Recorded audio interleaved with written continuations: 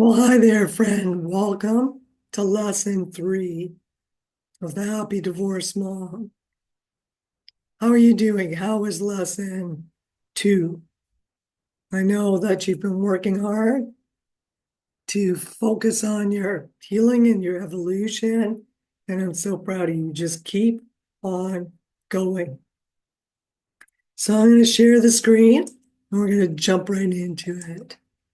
Lesson 3, this is a great one. We're going to talk about your value and your self-worth.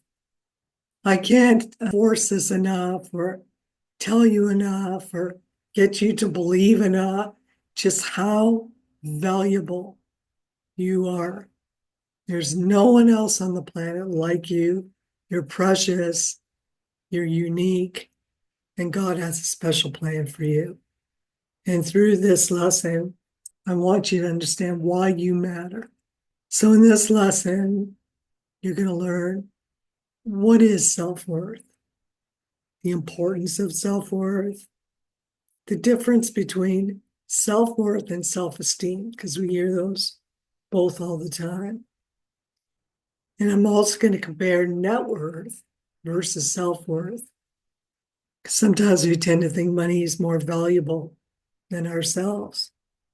We'll talk about the 6 things that can help restore your self-worth and the role that faith plays on your self-worth. So, what is self-worth?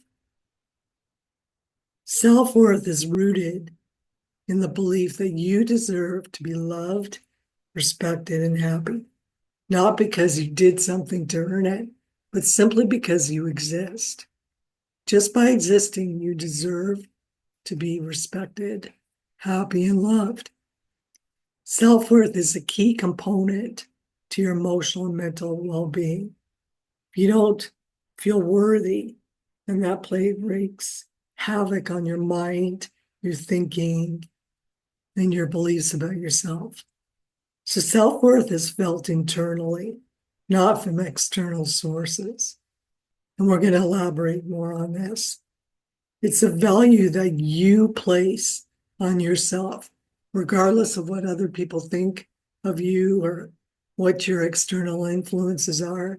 For example, your achievements, what your appearance is like, the job that you do, or your net worth, your money, how much money you have in the bank. Those are all irrelevant. So let's talk about the importance of having good self-worth. So self-worth enables self-love, which is the foundation for a healthy relationship with yourself that's based on trust, honesty, and self-respect. Now, in the earlier lessons, we talked about self-love and the importance. So having a strong self-worth is what you need in order to enable self-love to happen. You have to see yourself worthy of being loved, okay? So self-love creates an internal belief that your life has inherent meaning, value, and worth just because you're born. You are God's gift to this planet. And I don't mean that in an egotistic way. I mean that just in a true loving way. That you never asked to be born. You're here because God sent you here. Your parents decided they wanted you. Even if they decided they didn't want you, is completely irrelevant. That you're on your value and self-worth. You're important to God, to the universe, and you're here for a reason. So let's talk about the difference between self-esteem and self-worth. So self-esteem is built on how you judge yourself based on your actions, appearance, success, or what people think of you.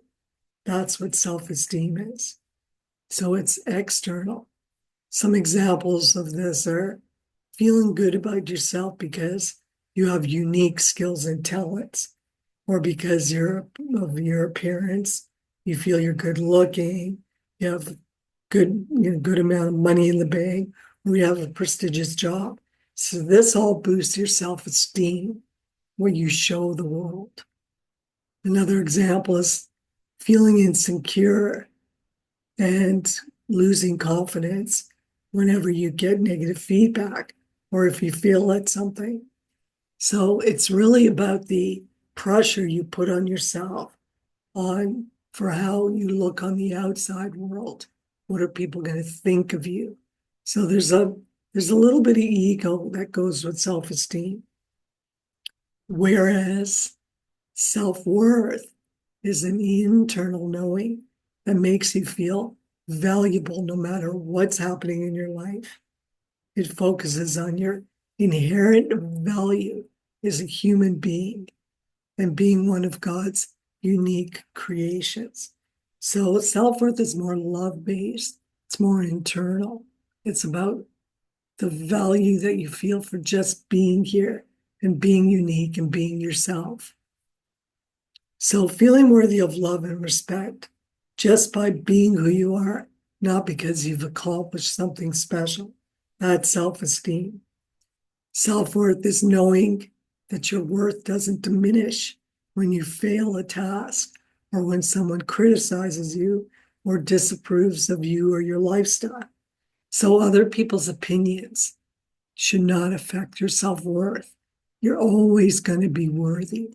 So self-worth is unconditional and it comes from within, whereby self-esteem can change depending on the external validation of achievements that you're getting. I hope you're very clear about that. Self-esteem is what the world sees and judges you and how you feel about yourself and how high a bar you've set for yourself, that you have to achieve this, and this, or look like this, and this in order to love yourself and feel worthy. Where self-worth is an internal job and it comes in from that love that you feel for just being who you are. So it's healthier to focus on self-worth because it creates a more stable sense of confidence rather than focusing on your self-esteem, which is unstable and could have negative effects on your self-confidence, your health, and the quality of your life. So don't hang your head on your self-esteem. Self-esteem helps you to get motivated to have a nice appearance, to maybe consider what other people think, but not take it to heart. It motivates you to do stuff. But self-worth is what locks you in to feeling validated and that you deserve to be respected and loved. And you serve purpose on this earth. So now let's talk about money and self-worth. So net worth versus self-worth. Because today's society tends to sensationalize wealth, money, and success, there's a misconception out there by many people that their self-worth depends on their net worth. Many believe that their value as a person will increase or decrease based on how much money or success they have. And you know what? I got caught up in that myself. And I felt like as an entrepreneur, you're not always making a lot of money, especially in the beginning of your business.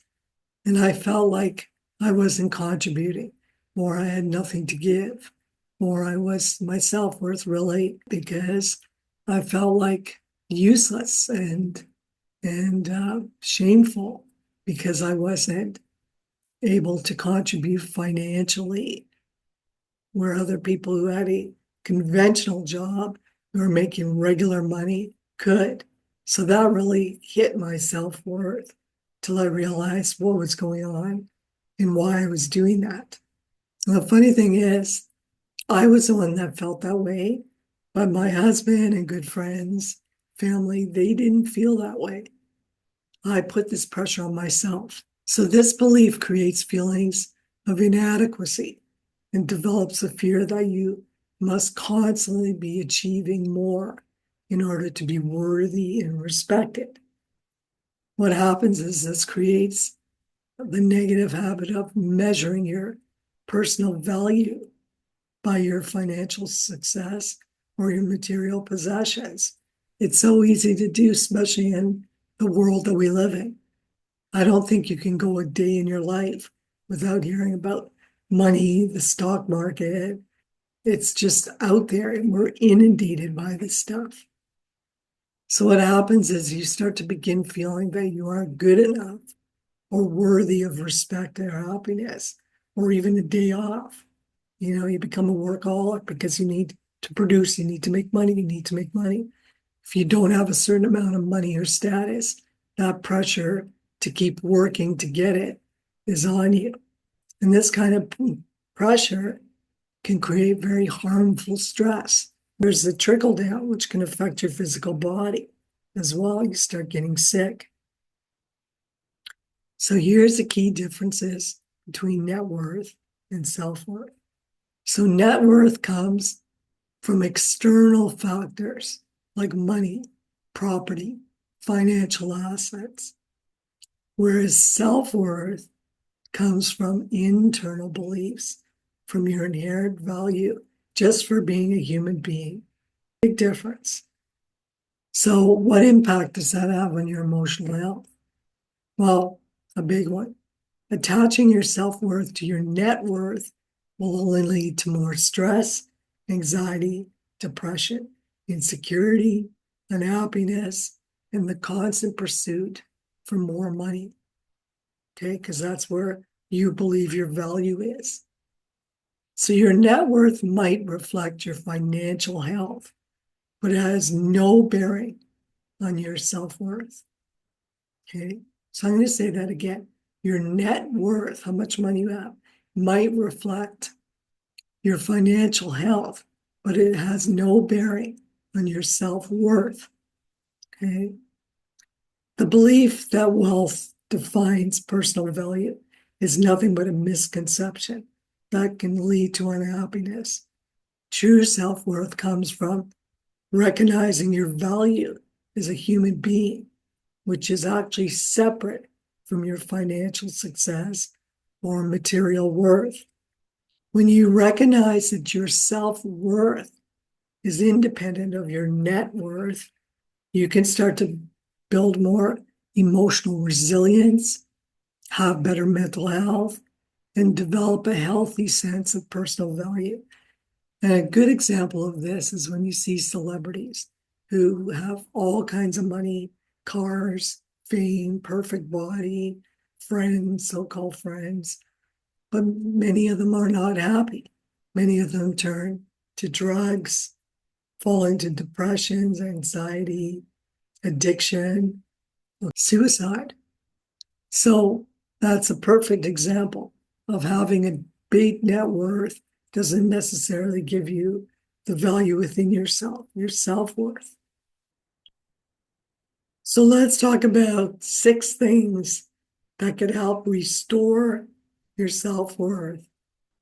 First one's inherent value. Your worth is not dependent on what you do or what you accomplish in life.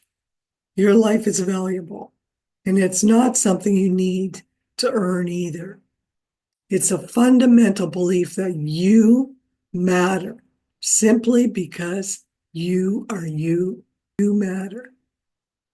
Number 2 is unconditional. It's not based on an external condition, such as, again, like we said, success, getting praised, or material possessions. Even when things go wrong and you make mistakes, your self-worth does not change. You're always going to be worthy and valued, precious, and important. Point number 3 is resilience. Self-worth gives you more confidence and builds emotional resilience. You're better able to handle criticism, failure, disappointment, and rejection because your sense of worth is not shaken by external things. So again, when you know that it lives inside of you and that God's given you that gift of worth, it doesn't matter what people say or don't say. It's easy to say that. It may sting a little, but you're not going to lose your marbles or start jumping through hoops to impress people, because you already know that that you're a good, loving person and you are worth something. You're valuable. Point number 4, healthy boundaries. When you have a strong sense of self-worth, you're more likely to set healthy emotional boundaries for yourself and not accept people mistreating you, controlling you, or abusing you, because you know you deserve better. When you have something of worth, you protect it. You think about it, whether you think your car is worth something, you protect it. Your home's worth something, you set an alarm system. You think your pet's worth it, you build a fence. So you do the same for yourself. You build boundaries around yourself to protect yourself from hurtful, toxic, or abusive people. Point number 5, time and energy. Similar to how you developed loving relationships with the people in your life, you must devote the same amount of time and energy into getting to know yourself on a deeper emotional level in order to develop a healthy, loving relationship with yourself. Like we talked about in previous lessons, you got to see value in yourself. You got to see why you're important and valued in order to set time aside to get to know yourself. And the more you know yourself, the more you love and respect yourself, the more you'll put these systems in place. And finally, self-acceptance. Learning to accept your imperfections, that you're not a perfect human being. Nobody is. This will help you understand that failing or being imperfect doesn't reduce your personal value. Just because you make mistakes or you don't do something perfect or you can't wrap your head around something does not make you less valuable. You're valuable regardless of whatever happens. I want you to really get to know that, sink that in. So finally, I want to put in this slide where I've learned through my clients and through myself the role that faith plays on your self-worth. Because I know for a fact that many people, almost all of my clients that suffer with depression and suicidal thoughts and behavior and addictions all have lost their faith or have no faith. So let's explore that.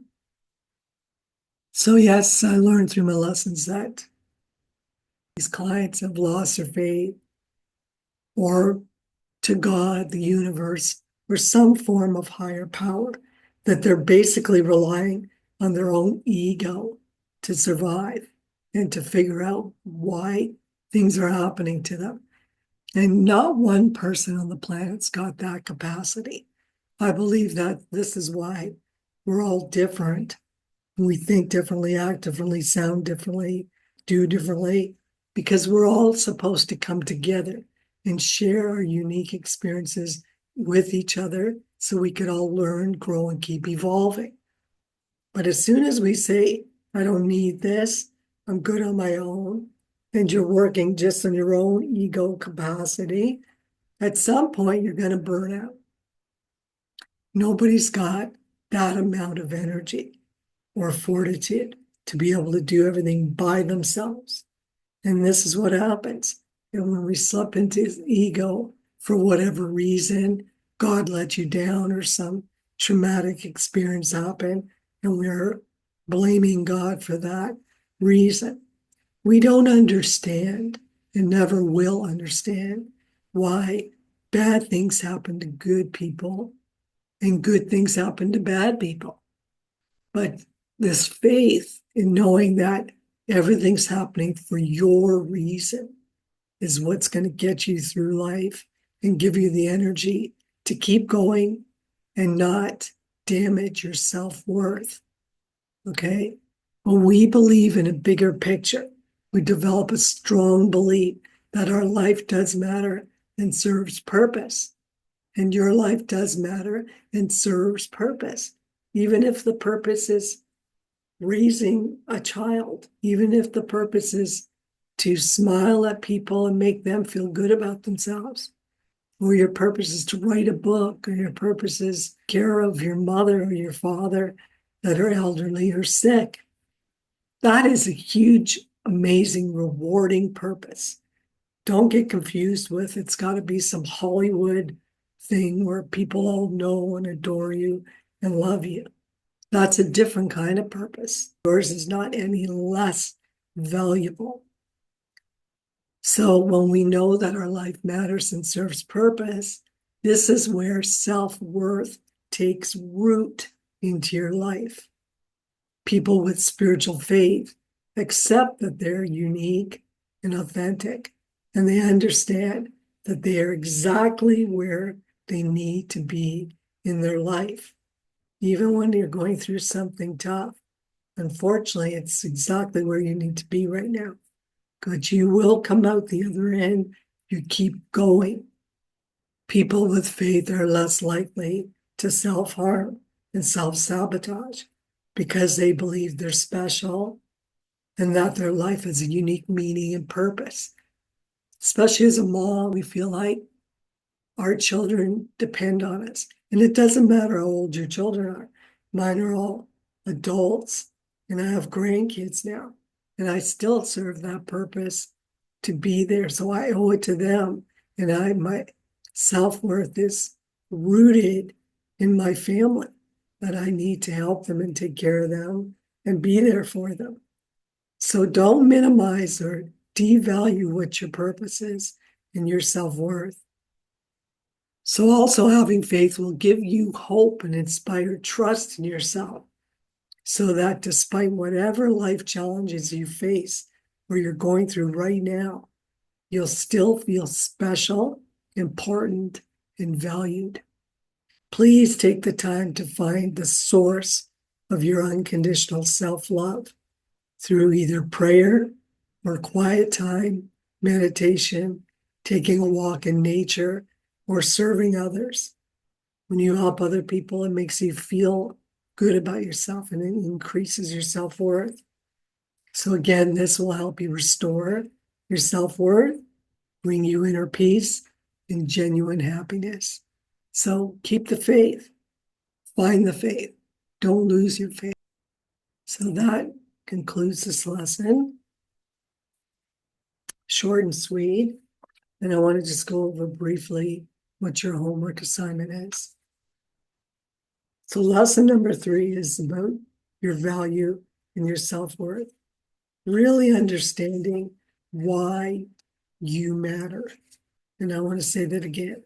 You matter huge.